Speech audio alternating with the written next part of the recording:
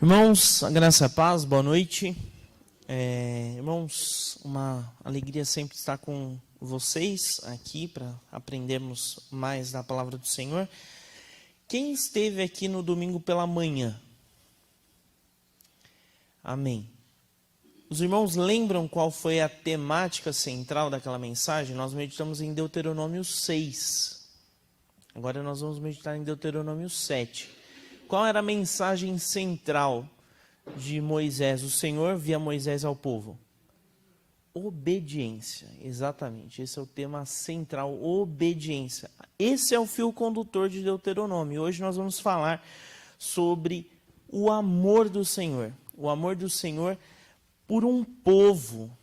Porque o Senhor tem um povo e o ama profundamente. É por isso que a gente vai meditar em Deuteronômio 7, dos versículos 6 a 12. Então, Deuteronômio 7, de 6 a 12. Amém? Vamos lá. Vocês são um povo santo que pertence ao Senhor seu Deus. Dentre todos os povos da terra, o Senhor seu Deus os escolheu para serem sua propriedade especial. O Senhor não se afeiçoou a vocês, nem os escolheu por serem mais numerosos que outras nações, pois vocês eram a menor de todas as nações. Antes, foi simplesmente porque o Senhor os amou e foi fiel ao juramento que fez a seus antepassados. Por isso o Senhor os libertou com mão forte da escravidão e da opressão do faraó, rei do Egito. Reconheçam, portanto, que o Senhor seu Deus é de fato Deus. Ele é o Deus fiel que cumpre por 1000 gerações sua aliança de amor com todos que o amam e obedecem a seus mandamentos. Não hesita, porém, em castigar e destruir aqueles que o rejeitam. Assim, obedeçam a todos estes mandamentos, decretos e estatutos que hoje lhes dou. Se vocês guardarem esses estatutos e cumprirem com cuidado, o Senhor seu Deus cumprirá a sua aliança de amor com vocês, como prometeu sob juramento a seus antepassados. Pai, fala conosco através desta palavra, Senhor, que sejamos conduzidos pelo Teu Santo Espírito a uma compreensão plena, Senhor, daquilo que o Senhor deseja nos comunicar nessa noite. Assim que nós oramos, em nome de Jesus. Amém. Irmãos, não existe um levantamento, um estudo que fale especificamente sobre quantos povos existiam no mundo naquele período bíblico aqui. E aqui a gente tem o registro de Deuteronômio cerca de 1400 a.C. O que a gente sabe à luz das Escrituras é que na região de Canaã, a região em que o povo entraria para tomar posse, existiam 7 povos. E esses povos citados na Bíblia são os heteus, os girgazeus, os amorreus, os cananeus, né, que dão nome à região, os perizeus, os heveus e os jebuseus. Jebuseus da região de Jerusalém, né? Esse é um dos nomes ali, uma das referências à região de Jerusalém.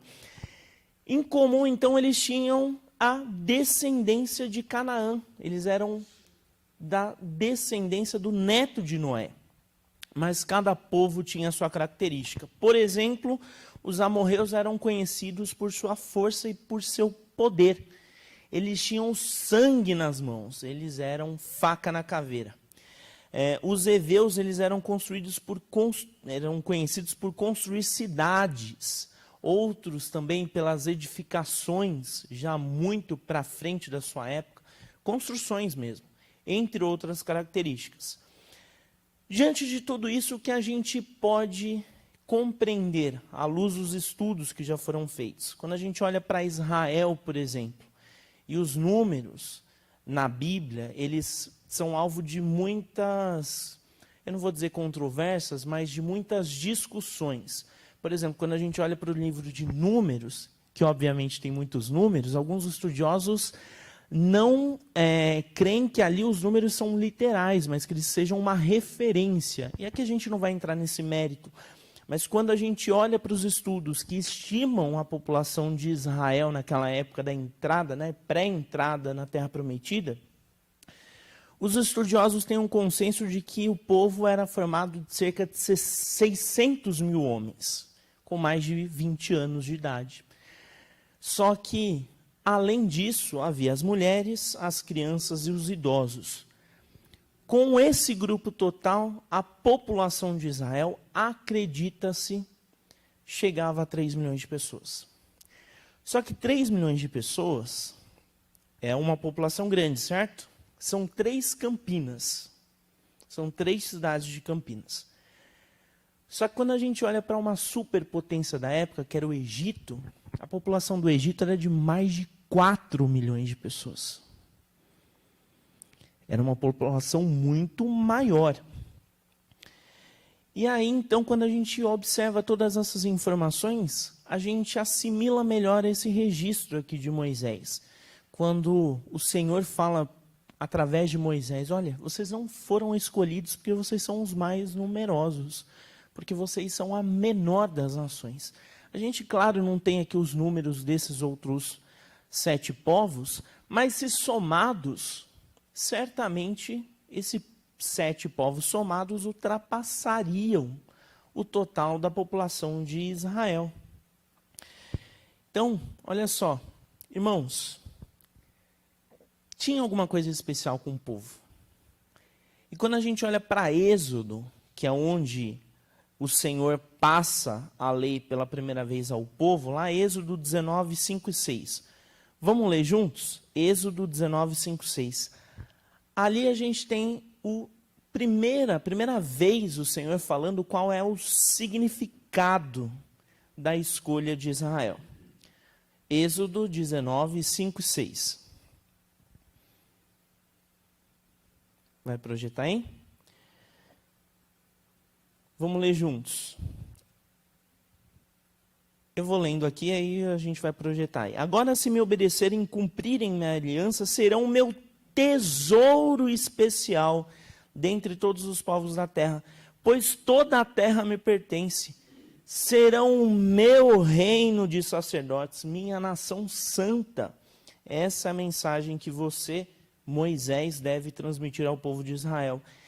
Então, o propósito do Senhor não era simplesmente ter um povo com meros habitantes espectadores, mas uma nação de sacerdotes. E aí a gente cai naquele ponto que nós aprendemos no domingo de manhã, que é uma nação cujo Senhor é o rei. É um reino teocrático. É um reino que o Senhor é o cabeça. E uma nação de sacerdotes, mas uma nação santa. Ou seja, aquelas pessoas que formavam aquele povo, eles eram representantes do Senhor, eles trabalhariam em prol do reino daquele Deus a quem eles tinham como rei. Havia todo um propósito especial, uma nação separada e santificada pelo próprio Senhor. E Deus deixa evidente, então, que não foi por causa do tamanho populacional que escolheu Israel.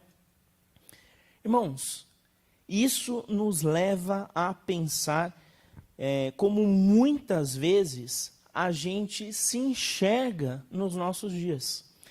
Porque quando a gente olha para a gente mesmo e a gente pensa, olha, eu sou forte, eu sou suficiente, eu faço alguma coisa boa, e essa percepção muitas vezes enganosa da nossa mente nos dá uma ideia de que nós somos os bons em detrimento uns dos outros, e que o nosso cargo, o nosso título, a nossa influência, o nosso dinheiro, essas coisas vão nos dar algum tipo de segurança ou vão nos dar algum favor diante de Deus.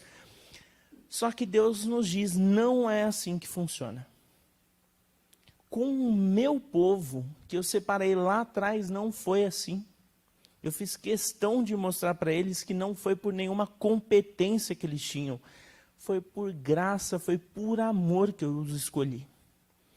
Porque eles nem eram a população mais representativa naquela época. Eles ficariam lá, presos nos seus próprios delitos e pecados, se não fosse a minha escolha por eles. E eu os escolhi por amor. E claro, à luz do Novo Testamento, a gente compreende que a escolha do povo teve todo um significado, porque o Messias veio daquele povo. Irmão, agora vamos pensar juntos. Por que nós estamos aqui? Hoje, 8h20 da noite, uma quarta-feira, um frio desse. Por que você está aqui? No banco dessa igreja? Ou porque você está conectado ao canal dessa igreja no YouTube? Tem um propósito, tem um significado. Se você está aqui e você está aqui, é uma grande prova do amor do Senhor, da graça dele, da misericórdia que te trouxe até aqui. E a Bíblia aponta para isso. E muitas vezes as pessoas não querem ver. Quer um exemplo disso? Romanos 9, 21, 23. Tem gente que treme com esse texto. Mas a gente vai ler juntos. Romanos 9, 21, 23. Paulo deixa explícito como Deus age. A partir do versículo 21. O oleiro não tem o direito de usar o mesmo barro para fazer um vaso para uso especial e outro para uso comum. Da mesma forma, Deus tem o direito de mostrar sua ira e seu poder, suportando com muita paciência aqueles que são objeto de sua ira, preparados para a destruição. Ele age desse modo para que as riquezas de sua glória brilhem com um esplendor ainda maior sobre aqueles dos quais ele tem misericórdia. Aqueles que ele preparou previamente para a glória. Olha só, aqueles que ele preparou previamente para a sua glória. Paulo aqui aponta que o Senhor é supremo em poder criar alguns vasos para a honra e outros para a destruição. Esse é um dos textos que baseiam a teologia da predestinação, que Deus separou alguns da sua criação para a salvação eterna. Agora, diante disso, a gente precisa pensar junto. Se a gente está aqui é porque certamente Deus tem um propósito para a gente. Para que a gente possa vivenciar esse momento. Porque não há aleatoriedades no reino de Deus.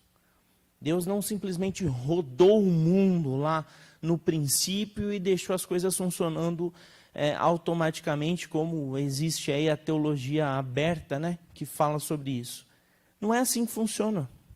Ele escolheu você, ele amou você desde o princípio e permitiu que você e eu estivéssemos aqui, ainda respirando, ainda ouvindo uma mensagem que não pode chegar a muitas pessoas espalhadas pelo mundo. Então, quando nós olhamos aqui, Deus falando, olha, eu não escolhi vocês pelo tamanho populacional, eu escolhi porque eu amei vocês. E ele nos amou. E muitas vezes a gente não compreende essa mensagem. A gente não entende o quanto Deus nos ama. Se o Evangelho chegou até você, e glória a Deus por isso, é porque Deus te amou. Muito antes de você nascer, Deus já te amou. Infelizmente, a gente observa um monte de crente triste, melancólico, cabisbaixo nas igrejas, achando que Deus os abandonou, porque as coisas não acontecem como eles imaginam. Por quê? Porque a gente quer fazer que as coisas funcionem de uma maneira que nós sejamos os únicos beneficiados. Só que não é assim que Deus quer que as coisas funcionem. Nós somos chamados para viver em comunidade. Aqui ninguém é uma ilha. Ninguém é uma ilha. Então é com o relacionamento que nós somos tratados. Logo, o Senhor age para que os seus sejam um instrumento nas vidas uns dos outros. Os irmãos estão entendendo? Estou sendo claro? Uns sendo instrumentos nas vidas dos outros. E é por isso que Israel batia a cabeça. Porque o povo de Israel não compreendeu desde o princípio qual era a vontade do Senhor. Israel foi rebelde desde o princípio. Desde o princípio contra o Senhor.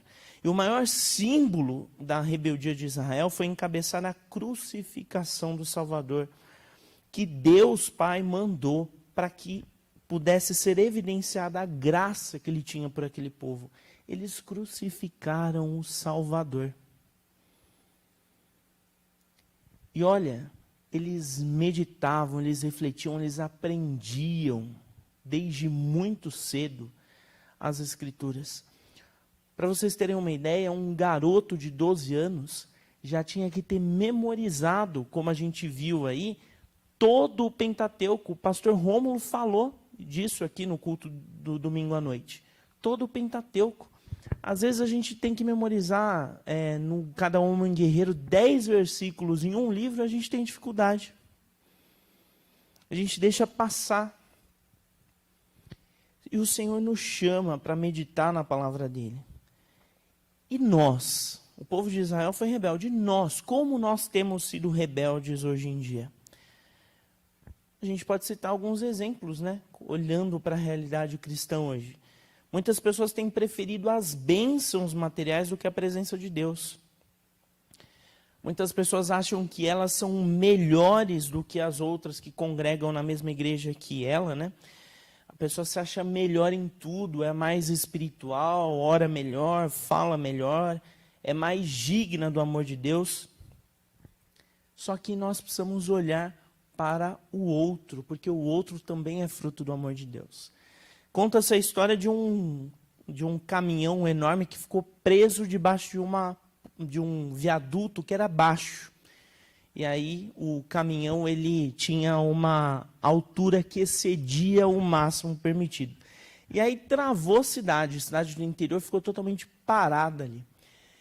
E aí foi a equipe de trânsito lá para tentar resolver a situação. Tentavam tirar o caminhão, mas o caminhão ficou lá entalado. E aí alguém falou assim, olha, acho que o jeito vai ter que ser cortar a carroceria, porque senão esse caminhão vai ficar o dia inteiro.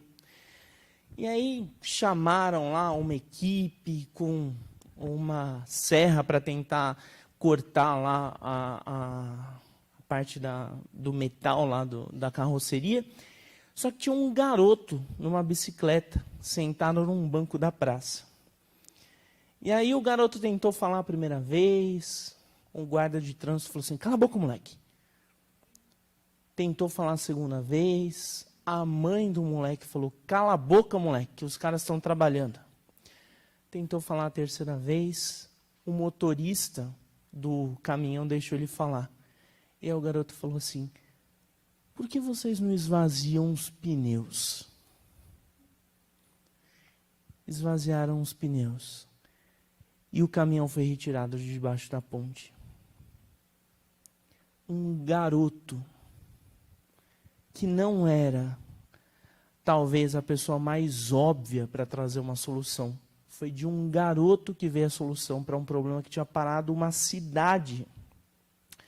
Muitas vezes, nós ignoramos pessoas porque aparentemente elas são inexpressivas para nós, não vão nos trazer nenhum ganho, não nos são interessantes, mas elas são os verdadeiros instrumentos usados por Deus para as nossas vidas. E essa ilustração tem um princípio bíblico. Quando a gente olha lá para Salmo 8:2, tu ensinaste crianças e bebês a anunciarem tua força. Assim calaste teus inimigos e todos que a ti se opõem. Da boca de uma criança. Olha só o que Deus pode fazer. Moisés ainda ressalta, continuando aqui no texto, como o Senhor honra a promessa feita a Abraão, antepassado do povo. O Senhor é Deus de palavra. O Senhor cumpre o seu propósito, fazendo o melhor para as nossas vidas. Diante disso, irmãos, nós somos chamados a reconhecer que o Senhor é de fato Deus. Porque muita gente tem feito da sua vontade o seu Deus. Muita gente tem feito isso. E como nós podemos reconhecer isso, vivendo uma vida prática, reconhecendo ao Senhor como nosso Deus? Para o contexto de Israel, era entrar na terra e destruir os povos idólatras. Haviam muitos. Porque aquele povo deveria refletir um Deus verdadeiro naquele mundo. Qual que é o nosso papel hoje? É fazer exatamente a mesma coisa. é mostrarmos que nós seguimos a um único Deus, que é o Deus verdadeiro. Tem muitos deuses presos no coração do povo aí fora. E nós somos chamados para evidenciar o Deus vivo. É o Deus que nos amou e nos separou para estarmos aqui. A gente precisa ser diferente da lógica do mundo. E qual que é a lógica do mundo? Usar as pessoas. Ninguém aí fora, a grosso modo, tem medo de pisar na mão de alguém. E nós não podemos ter esse pensamento de usar as pessoas. Nós somos chamados para amar as pessoas. Porque nós somos frutos do amor do Senhor. É essa mensagem que nós estamos meditando nessa noite. E nós devemos olhar as pessoas através do prisma do amor do Senhor.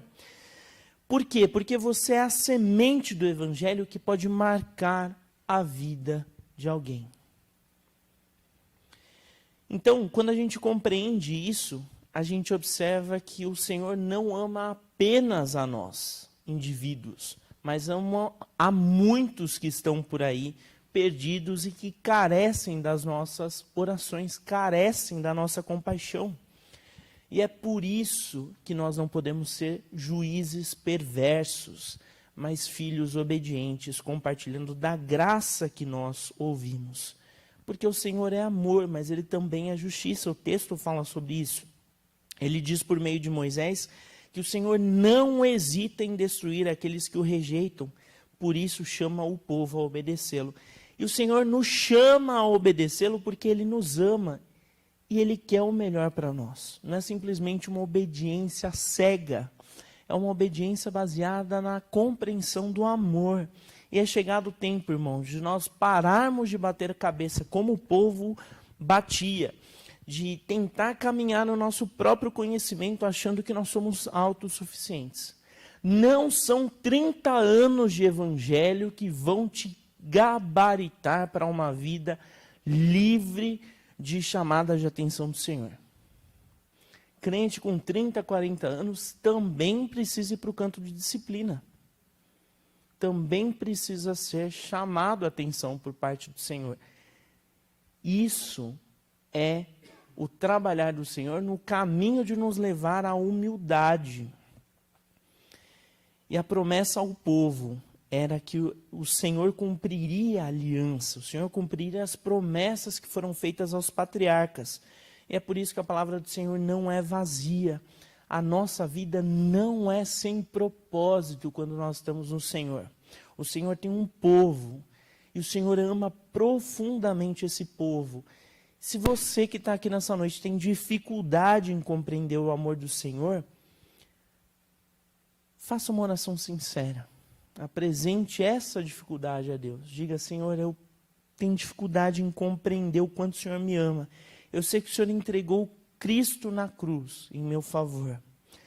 Mas me dá a compreensão real desse sacrifício. De onde eu fui resgatado. Pense em como seria a sua vida longe de Jesus. Nessa noite, onde você estaria? Se não fosse Jesus, talvez morto. Talvez morto. Certamente nos seus delitos e pecados. Mas digo morto fisicamente mesmo. Se você está aqui, você tem um propósito, uma história ainda a ser completada pelo Senhor. E é por isso que você é chamado a trilhar essa jornada, crendo que pela graça de Deus, por amor, você foi inserido em uma família muito especial. Não é porque você é melhor do que outra pessoa. Não é porque você tem um irmãozinho que é como aquela criança lá que ninguém queria ouvir e você é muito menos. Você é melhor do que aquela criança e você é mais bem aceito pelo Senhor por isso. Não é. Não é. É porque você é único e Ele o amou. Porque você é fruto do amor dEle. E o grande desafio diante de toda essa pseudo-teologia que a gente tem hoje em dia, quando a gente liga os nossos celulares ou liga um YouTube da vida, é que o crente compreenda o quanto ele é amado pelo Senhor. Porque as teologias por aí pregam uma ideia de você ter de fazer as coisas para alcançar algum tipo de resultado. Isso muito do berço da teologia da prosperidade. Mas o Senhor nos aponta aqui que não é pelo que nós fazemos ou quando fazemos, é porque Ele nos ama e Ele nos chama para uma vida santa. É para isso que Ele nos chama, para que nós representemos este amor que Ele nos amou, que Ele nos deu nesse nosso tempo. Quando nós saímos daqui, nós voltaremos para o nosso campo missionário. A gente sempre fala isso. E lá, como nós temos evidenciado esse amor que nos alcançou? É o propósito do Senhor. Nós somos lembrados de que nós devemos obedecê-lo, não uma obediência cega, mas uma obediência por amor. Afinal, esse é o sentido aqui no Antigo Testamento da obediência. Se você ama o Senhor, você o obedece. É isso. Que nós possamos lembrar dessa mensagem, que nós sejamos confrontados pelo Senhor, sempre por essa mensagem. Porque quando a gente continuar estudando o Deuteronômio, a gente vai ver o quanto o povo ainda errou. E é fundamental que a gente estude a história do povo para que a gente não repita os erros. Mas, infelizmente, nós temos repetido os erros. E é por isso que a gente precisa sempre estudar. E sempre pedir que o Senhor nos fale, através do Teu Santo Espírito, qual é o caminho que nós devemos percorrer. Como que nós devemos caminhar em santidade? Nós devemos caminhar. Muitas vezes nós não temos força para isso, mas é o Senhor quem capacita. Amém? Senhor Deus bendito, misericordioso, nessa noite, Senhor, nós meditamos na Tua palavra, que ela continue, Senhor, a ferver no nosso coração, Senhor, que nós sejamos lembrados dela, sejamos confrontados pelo Teu Santo Espírito e que possamos, Pai, aprender através das Suas Sagradas Escrituras e aprender também na comunhão da Tua igreja, valorizando, Pai, aquelas pessoas que o Senhor nos apresenta como instrumentos Teus, crescendo, Senhor, em amor, em obediência a Ti, Pai. Trata, Senhor, do nosso caráter, mexe, Senhor, no nosso coração e nos dê olhos, Senhor, sensíveis, olhos espirituais para compreender, Senhor, a Tua direção. É assim que nós oramos, em nome de Cristo Jesus. Amém.